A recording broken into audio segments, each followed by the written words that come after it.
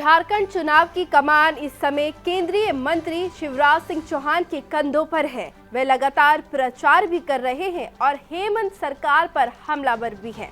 इसी कड़ी में उन्होंने झारखंड की धरती से एक बड़ा ऐलान कर दिया है। विदेशी घुसपैठ को रोकने के लिए उन्होंने राज्य में एनआरसी लागू करने की बात कर दी है। उनकी तरफ से हेमंत सरकार पर कई गंभीर आरोप लगाए गए हैं।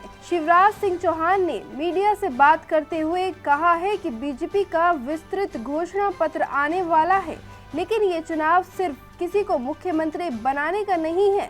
ये रोटी, बेटी और माटी की रक्षा का चुनाव है। इनकी रक्षा हमारा संकल्प है। बांग्लादेशी घुसपैठियों की वजह से यहाँ की डेमोग्राफी तेजी से बदल रही है। संथाल परगना में आदिवासी आबादी 44% से ज्यादा थी, वो अब घटकर 28% रह गई है। बाकी आबादी को देखें तो बाकी आबादी भी इन घुसपैठियों की वजह से प्रभावित हो रही है और लगातार कम होती जा रही है। केंद्रीय मंत्री ने आगे कहा कि घुसपैठ तेजी से जारी है क्योंकि वोट बैंक के लालच में हेमंत सोरेन की सरकार घुसपैठियों को राज्य में घुसवा रही है, उनके आधार कार्ड बनवा रही है, वोटर लिस्ट में नाम लिखवा रही है।